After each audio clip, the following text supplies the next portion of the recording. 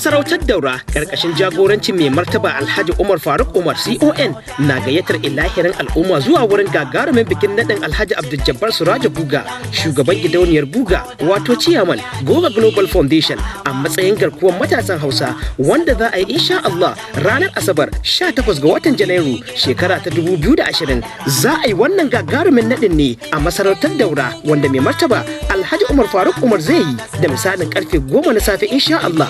Biki na farar kaza balbela ba jiran gayyata take ba.